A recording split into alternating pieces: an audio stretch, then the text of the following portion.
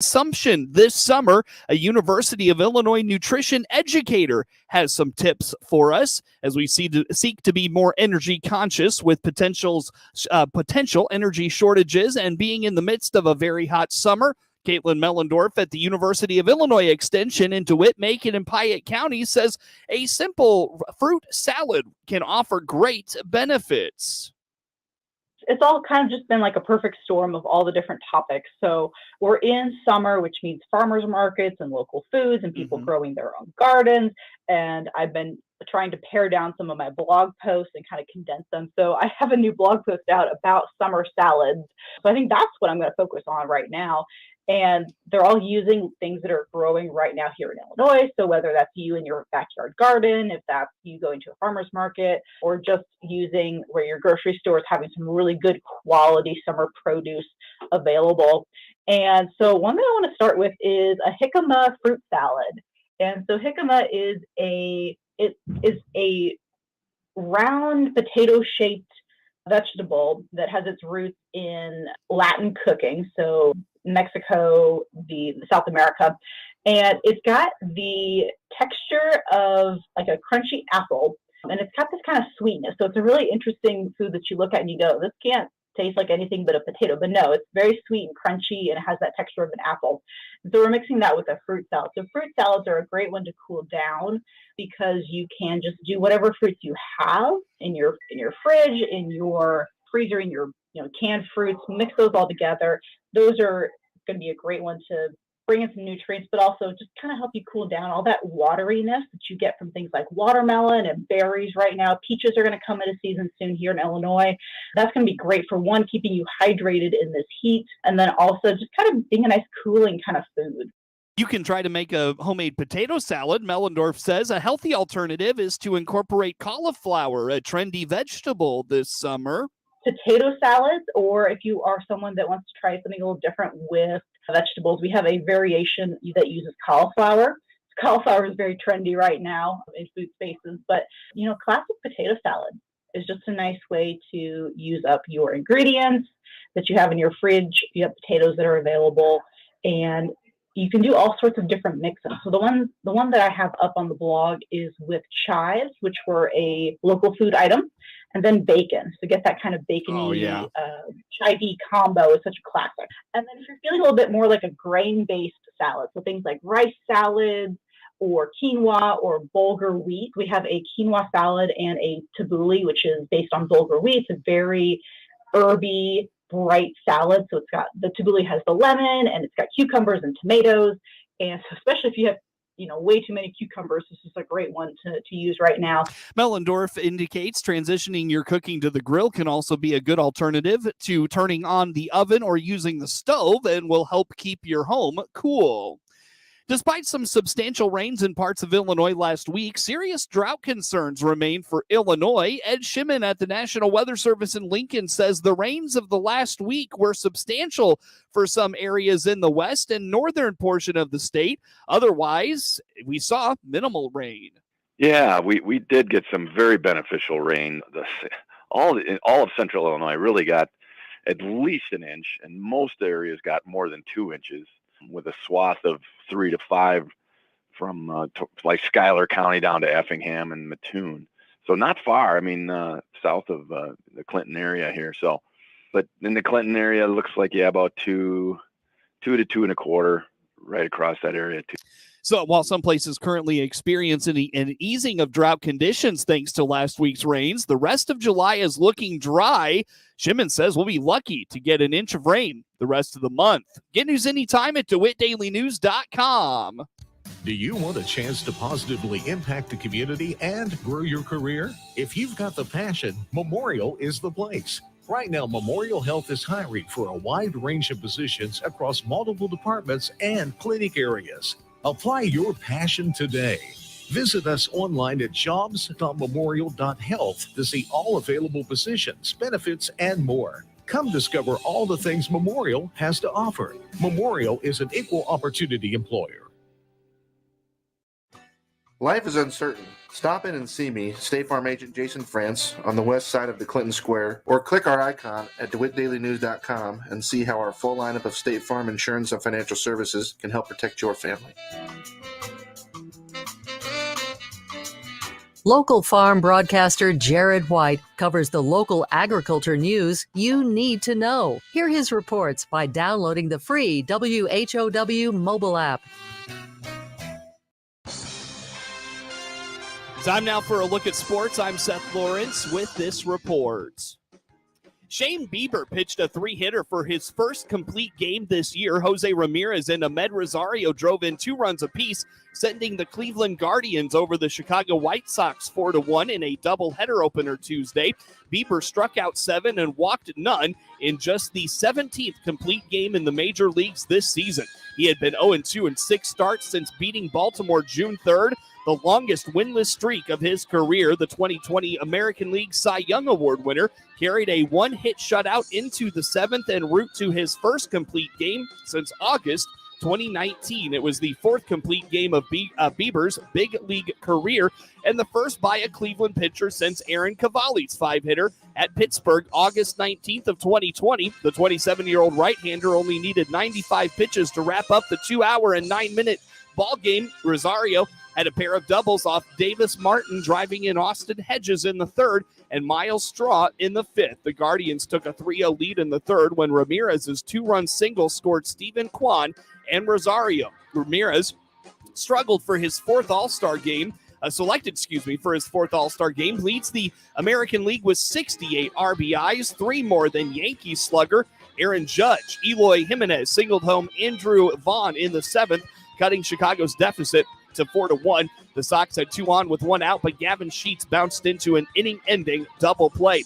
Martin worked a season-high 6 innings, giving up 4 runs, striking out 3 after being recalled from AAA Charlotte. The 25-year-old made his big league debut May 17th at Kansas City. Nolan Jones of the Guardians was 0 for 3, going hitless for the first time in the majors. He hit .538 with 7 hits and 8 RBIs over his first 4 games. Cleveland DH Franmil Reyes fouled a pitch off his right ear in the 3rd, but remained in the game. The ball ricocheted off the dirt and struck below his helmet. Dylan Cease struck out 9 in 5 2/3 innings in his first start since being left off the AL All-Star team, as the White Sox beat the Guardians 7-0 to split the doubleheader Tuesday. Jose Abreu, Luis Robert, and Josh Harrison homered for Chicago, who had dropped 4 of 6 before its sorely needed victory in the nightcap. The White Sox won in Cleveland for the first time in 5 tries this season. Cease allowed 5 hits while continuing his bid to become an injury replacement for the July 19th Midsummer Classic at Dodger Stadium. The right-hander has not allowed more than an earned run in 9 straight starts, posting a .53 ERA in his last 51 innings. Abreu sparked Chicago in the second game with a 2-run homer in the first against Connor Pilkington. Harrison added a solo shot in the second. Pilkington was charged with 4 runs, 3 were earned, and 6 hits in 5 innings. Robert curled a 3-run drive off Brian Shaw in the 9th, just inside the foul pole in right. Ronaldo Lopez, Kendall Graveman, and Matt Foster followed Cease in the 8-hit shutout. The Guardians played their league-high 8th doubleheader and 7th at Progressive Field. The Sox, in their 4th doubleheader, were swept by Cleveland on April 20th. Lucas Giolito will make his 12th career start against Cleveland in the 4-game series finale. Aaron Cavalli will seek his first victory in his 5th start since he returned from a left glute injury on June 24th. Albert Pujols and rookie Nolan Gorman hit solo homers as the St. Louis Cardinals ended the LA Dodgers' 7-game winning streak 7-6 Tuesday night. The team squared off for the first time this season. Their last matchup came in last season's National League wildcard game when Chris Turner hit a 2-run walk-off homer off Alex Reyes for a 3-1 victory. Andrew Neisner, the number 9 hitter, drove in 3 runs on 3 singles as St. Louis won its 3rd straight. Trey Turner had a 2-run homer and single and scored a season-high 3 runs for the Dodgers, who are 11-2 in their last 13. Freddie Freeman added a solo shot, 2 singles, and an RBI double. It was Freeman's 4th 4-hit game this season, which leads the majors. Juan Oviedo, the second of 7 St. Louis pitchers, improved to 2-1 with the win. He worked an inning and a third. Giovanni Gallegos gave up a leadoff homer to Freeman, but hung on in the 9th for his 10th save. Pujols hit an 0-1 pitch into the left field seats with 2 outs in the second inning off Mitch White, who had retired the first 5 batters he faced before giving up consecutive hits in the second. It was Pujols' 685th career home run and 6th this season. He celebrated his 451st homer in the with the Cardinals in style, a double high five with rapper Nelly. Pujols, the major's oldest player at 42 years old, is 11 homers behind Alex Rodriguez, who has 696 career home runs. He has homers off 446 pitchers in his career. Barry Bonds leads the way, hitting homers off 449 pitchers. The Cardinals added 2 more runs in the second, stringing together a single, a ground rule double, a wild pitch, and another single for a 3-0 lead. The Dodgers scored a run in the third off Oviedo on a double by Freeman, scoring Trey Turner. Gorman, though, snapped an 0-for-12 skid with a 2-out homer to center in the third, giving St. Louis a 4-1 lead. It was the 8th homer since joining the club on May 20th. St. Louis added 2 runs in the fourth on singles by Neisner and Nolan Arenado, extending the lead to 6-1. Turner hit a 2-run homer in the 5th off Matthew Liberatore, originally scheduled to start the game, but Hanser Alberto scored on a single by Austin Barnes in the 6th. An RBI single by Will Smith cut the St. Louis advantage to 6-5 in the 7th. Rookie reliever Packy Naughton came on with the bases loaded and pitched out of a jam, getting 2 shallow flyouts and a strikeout of Cody Bellinger. Freeman capped his 4-for-5 night with a leadoff homer in the 9th. Jordan Hicks started and served as the opener, throwing 38 pitches in an inning and 2/3. It was his 8th start this year and first since May 24th, when he went 4 innings in a loss to the Blue Jays. White took the loss, pitching 5 effective innings, allowing 10 hits. Tony Gonsolin leads the majors in ERA. He is 1-0 with 2 starts against the Redbirds. It'll be his 2nd start at Busch Stadium. Adam Wainwright makes his 18th career appearance and 15th start against the Dodgers. St. Louis is 11-5 in those games. He's pitched 6 or more innings in his last 13 regular season starts against the Dodgers. He's won his last 3 home starts against the Dodgers, dating back to 2017. Ramon Urias hit a 2-run home run and made a big defensive play as the Baltimore Orioles beat the Cubs 4-2 Tuesday night for their 9th straight victory.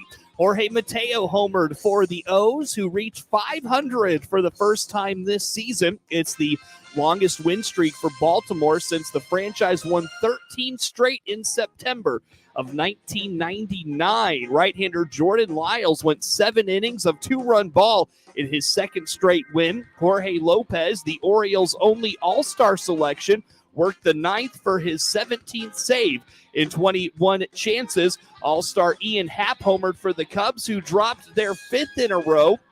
Adrian Sampson allowed 3 runs and 6 hits in 5 1/3 innings. Baltimore trailed 2-1 in the 4th before Urias almost cleared the left field bleachers with a 2-run blast for his 7th homer. The Cubs trailed 3-2 in the 6th and had Saya Suzuki at third with 1 out, but Urias gloved Nico Horner's liner inches off the ground and trotted to third to complete the double play. Mateo went deep in the 7th against Brandon Hughes. It was his 7th homer of the season. Spencer Watkins faces Justin Steele in the series finale.